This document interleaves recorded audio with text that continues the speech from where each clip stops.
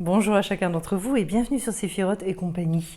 On se retrouve pour le tirage de la nouvelle lune du 1er avril. Donc, j'espère que nous n'aurons pas trop de surprises, ou alors que des belles surprises, voilà, pour ce 1er avril.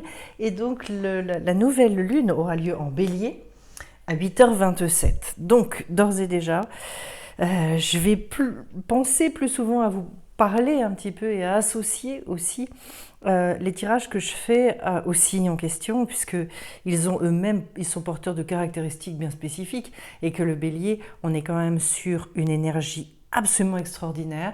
On est sur le premier signe du zodiaque, c'est-à-dire une espèce de redémarrage aussi. J'en profite d'ailleurs pour souhaiter un bon anniversaire au bélier, puisque là, on est en plein dans la période et ça va durer un peu. Donc en fait, voilà, le côté rapidité, le côté extrêmement fonceur, le côté très créatif aussi du bélier. Donc a priori, on peut s'attendre à des choses assez qui bougent, qui ouvrent beaucoup. Attention, toutefois, attention, comme d'habitude, il faut toujours garder l'équilibre, à ne pas vouloir aller trop vite, se prendre les pieds un petit peu dans le tapis, en fait, surtout pour ceux qui vont récupérer une forme d'énergie qui était un petit peu mise en veille. Alors, on va y aller, et donc j'ai pris d'abord 3 cartes de l'oracle de la Lune, ensuite des cartes oracle aussi de la médecine chamanique, et puis après l'oracle de la lumière. Et donc, j'ai le changement, la peur, la protection. De toute façon, alors, bon, quand j'ai eu ces 3 cartes, je me suis dit, normal, tout va bien. À partir du moment où on accueille le changement, ça génère effectivement des résistances en fait, l'envie aussi d'un seul coup de se remettre. Alors c'est très intéressant parce que vous voyez qu'ici on a ce personnage, je vais vous montrer la carte de plus près, on a ce personnage qui finalement est complètement fermé comme dans un œuf, etc. Et puis l'autre au-dessus qui essaie de jongler avec ses peurs. Et au niveau de la protection, on retrouve en fait cette, je dirais, une image un peu similaire. C'est incroyable, comme à chaque fois que justement on traverse des moments d'instabilité profonde, où on se pose tout un tas de questions, où on est prêt à remettre beaucoup de choses en cause, eh bien, en même temps, on est aidé. C'est-à-dire qu'il y a toujours une espèce de quelque chose pour faire le pendant, en fait. C'est bon à savoir, ça fait du bien, surtout dans ces périodes. Alors, c'est peut-être un changement de saison pour certaines personnes, saison dans leur vie, j'entends. Un nouveau chapitre qui est capable de s'ouvrir maintenant. De toute façon, en ce moment, il y a des mutations absolument extraordinaires. Je trouve que au fil des semaines, des mois là, qui ont passé, il y a des personnes qui se rendent compte qu'en fait, elles ne sont véritablement plus les mêmes. Alors, mais je trouve que les évolutions sont de plus en plus marquées, de plus en plus, entre guillemets, rapides, justement, à l'image de ce bélier. Et donc, peut-être est-ce le temps de lâcher prise, de dépasser ce côté peur qu'on peut avoir, en se remémorant aussi, mais le nombre de fois où finalement on a eu à traverser un certain nombre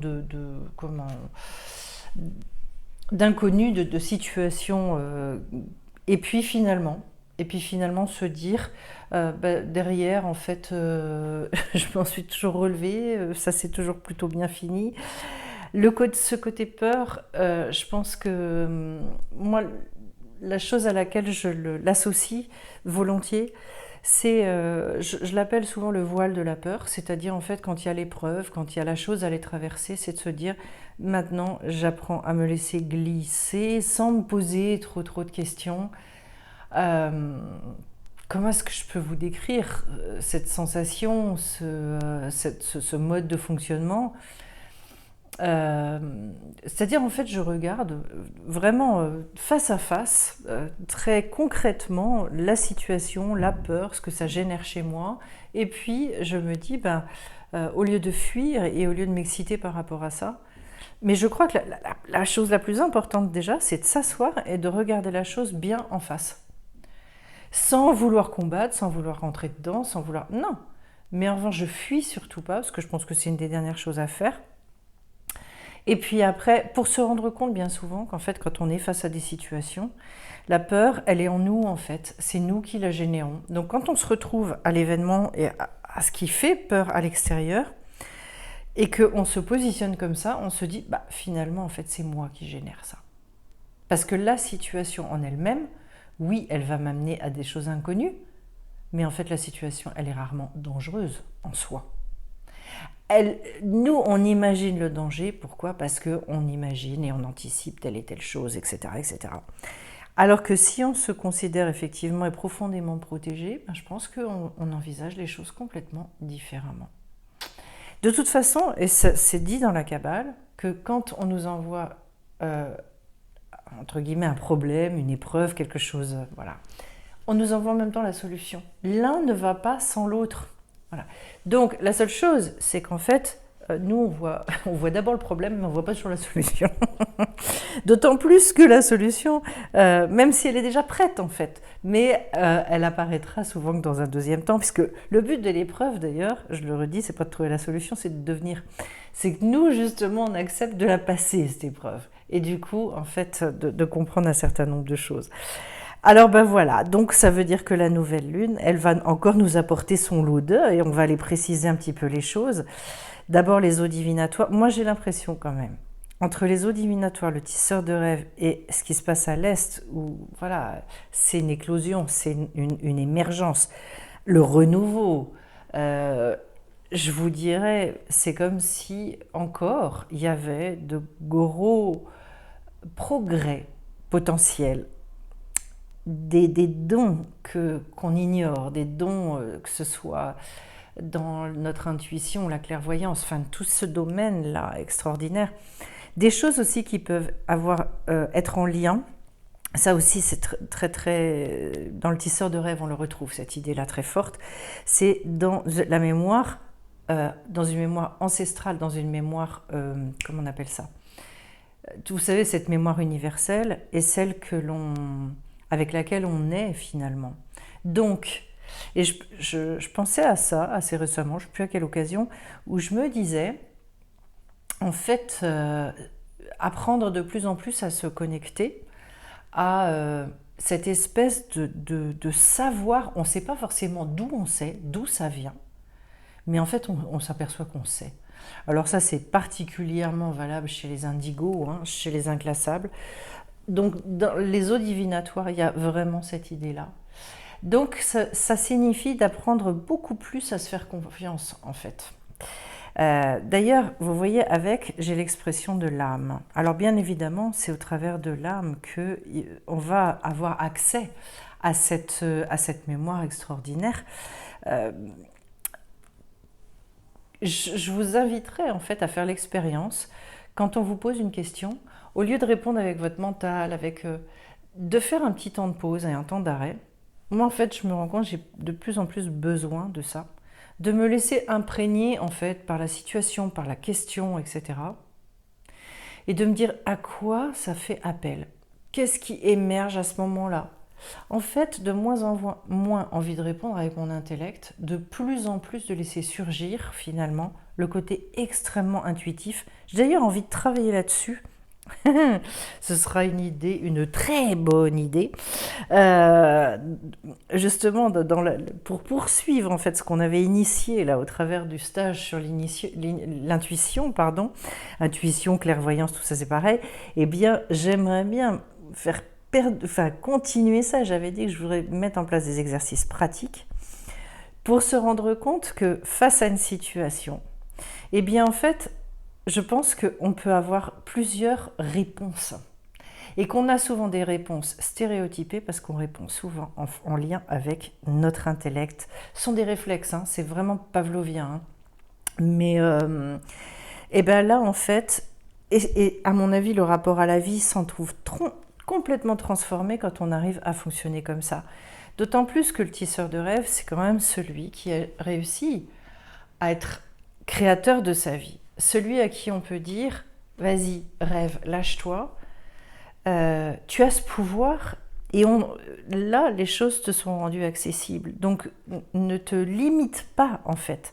Dépasse justement cette peur et peut-être par amour pour toi. Enfin, je pense que c'est probablement l'un des plus beaux cadeaux qu'on puisse se faire. Ce tisseur de rêve, vous imaginez, ça mériterait d'ailleurs en fonction des dons que l'on a. Certains la peinture, d'autres ça peut être comment, à quoi je pense, je sais pas, de la mosaïque, enfin tout ce que vous pourriez imaginer, mais de tisser quelque chose de vos mains. Voilà. Il y a des choses aussi, j'ai vu comment, des gens qui font qui tissent justement des espèces de tapis, des trucs comme ça. Il y a des choses magnifiques hein, qui sont faites. En tout cas, voilà, ce tisseur de rêve, c'est peut-être, et vous pouvez aussi peut-être passer par quelque chose de très manuel, de très concret en fait, euh, pour,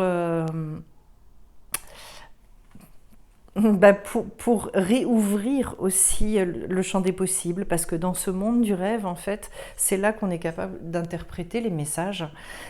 Soyez justement attentifs à vos rêves, soyez, j'allais branchés, connectés. Normalement, alors ça c'est vraiment typique de ce qui est dit dans la tradition hébraïque, le rêve, c'est pas celui qui fait le rêve qui peut l'interpréter. Il faut vraiment qu'il y ait quelqu'un à qui, à ce moment-là, Hachem donne le don d'interprétation pour pouvoir dire bah, si tu as rêvé telle et telle chose, ça veut dire ça et ça. Voilà. Mais ça n'est pas la personne elle-même. C'est très intéressant cette chose-là. En tout cas, c'est un aparté. Et puis derrière, j'ai la carte de l'Est, donc l'endroit où tout émerge, l'endroit où tout commence, en tout cas dans la lumière, dans le fait de venir éclairer certaines zones, donc nous, c'est là qu'on se dit ah oui, donc ça y est, ça démarre. En fait, ça a démarré en germe, en gestation bien avant.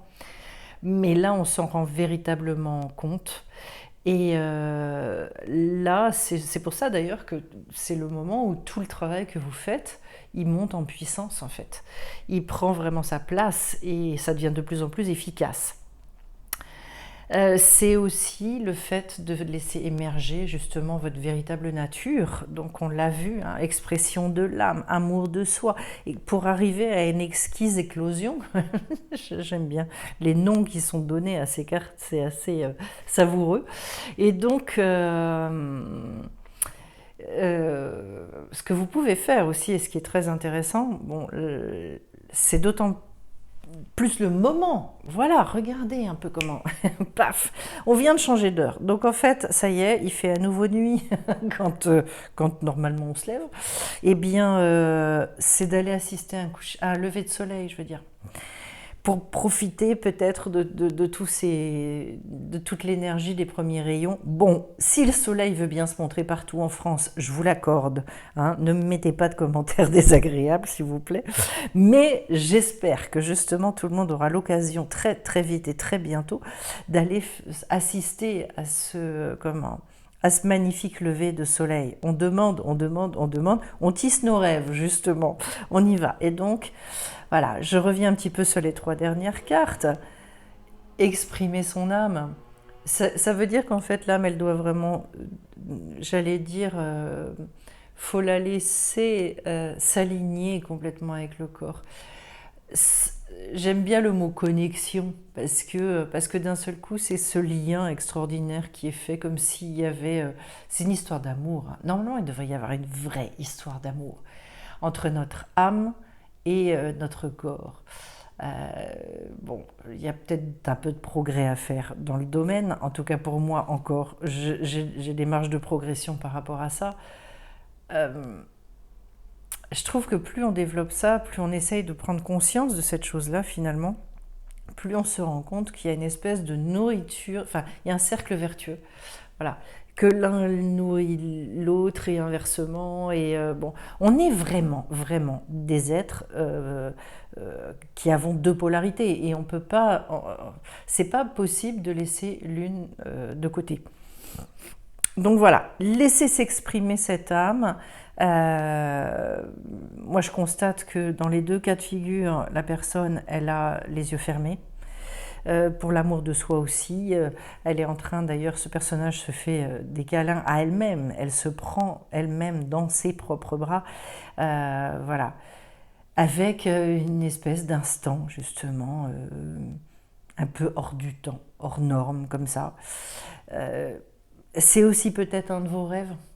Je pense que c'est d'ailleurs un rêve qu'on fait tous, d'arriver à un véritable amour de soi, une telle proximité avec soi-même que finalement on sait parfaitement se guider, on est dans une grande connaissance de soi, donc on a développé quand même une belle sagesse et qu'on est capable de se donner aussi tout ce dont on a besoin, quoi.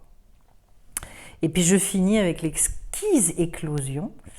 Alors, eh ben, voilà, tout ce qui est en lien, et toutes les personnes qui travaillent la méditation 0.0 avec moi, je ne sais d'ailleurs pas si c'est vraiment un travail, je me dirais peut-être que non, mais en tout cas qui font cette méditation, laissent éclore justement dans une espèce d'abord dans un silence, bien évidemment, mais aussi dans une confiance, dans des choses finalement qu'on n'a pas forcément l'habitude de fréquenter dans le quotidien, ni le silence, ni cet espace de confiance absolue, cette connexion à l'infini, enfin, un endroit qui est quand même hors norme et dans lequel arrivent à éclore de nouveaux sentiments, des choses tellement différentes, un rapport au monde qui d'un seul coup se transforme.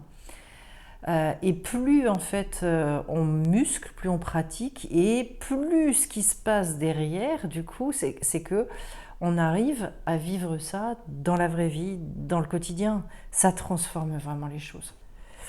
Donc,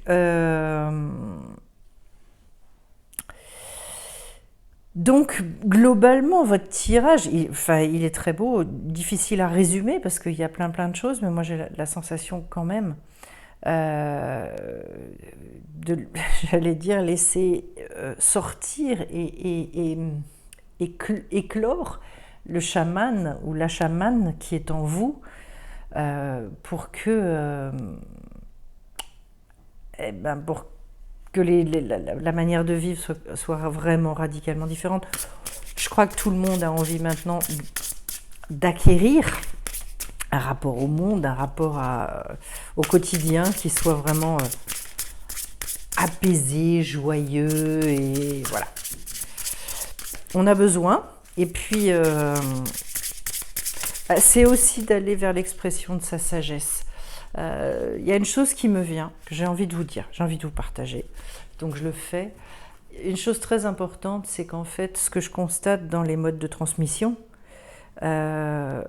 c'est que soit les gens vont vers justement un apaisement de plus en plus profond avec eux-mêmes, et on les sent bien, on les sent décontracts, on les sent vrais aussi, soit il y a une espèce de tension, il y a une espèce d'irritation, d'irritabilité, de nervosité.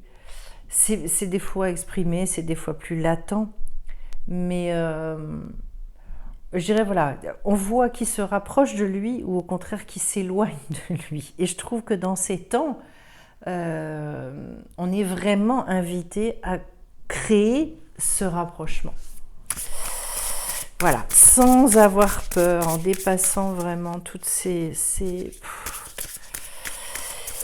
La peur, c'est vraiment quelque chose qu'on construit aussi, hein. C'est vraiment une construction mentale qui est extraordinairement liée à notre appréhension du futur.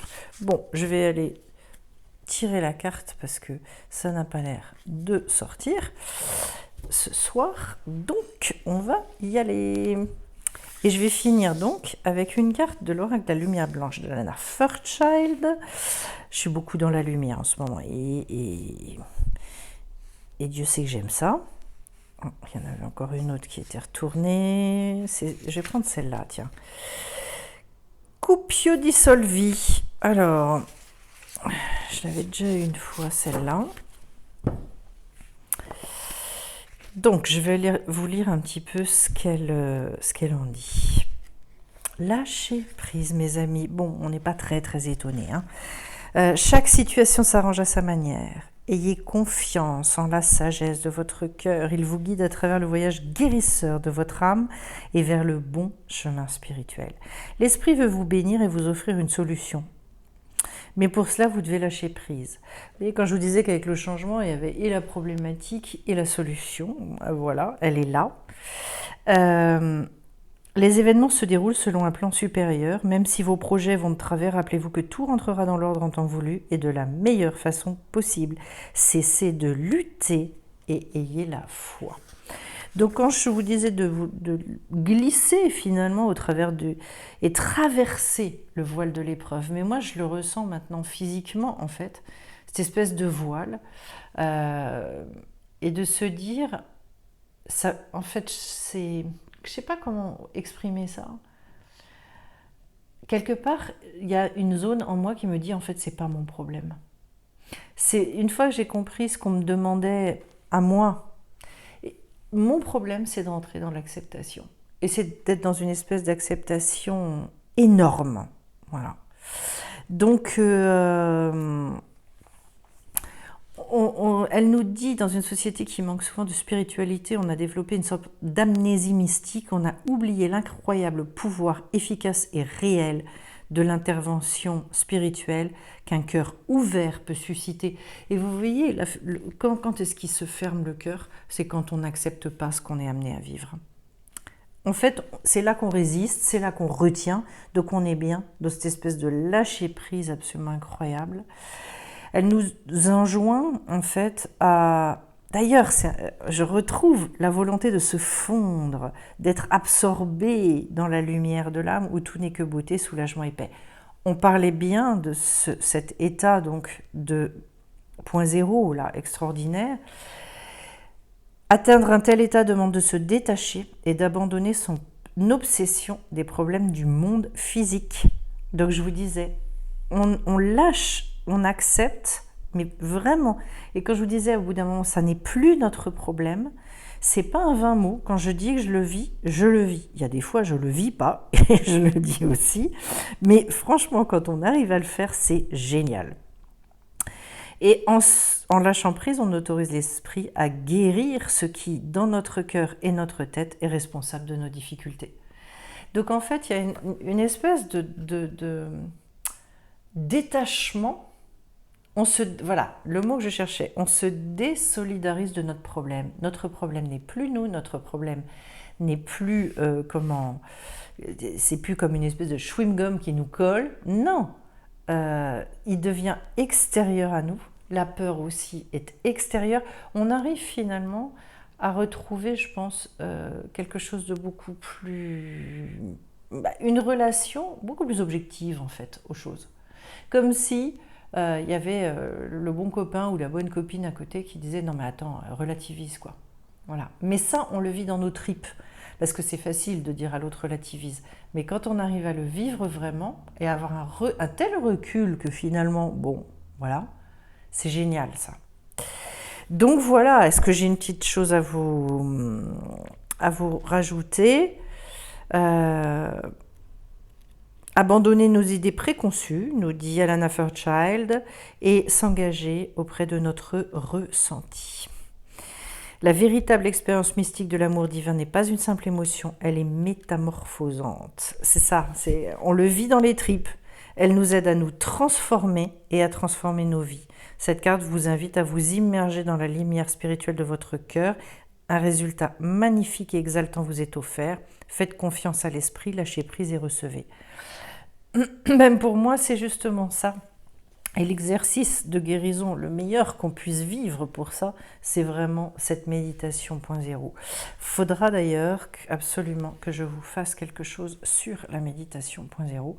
On va le faire très vite, parce que je crois que je l'avais promis à un moment donné, puis je crois que j'ai un peu mangé, zappé la chose. Eh bien écoutez, je vais vous souhaiter vraiment de vivre une belle nouvelle lune. pour que justement tout ce qui est à traverser là puisse se vivre, parce que je pense que ça peut être super super intéressant et il y a des choses à gagner à mon avis. Voilà ce que je pouvais vous dire. Je vous envoie plein d'amour. Je vous envoie plein de lumière aussi parce qu'on est vraiment dans le sujet. Et puis, je vous remercie d'avance pour vos likes, pour vos commentaires. Et on se retrouve bien vite sur la chaîne de Séphiroth et compagnie. Bye bye!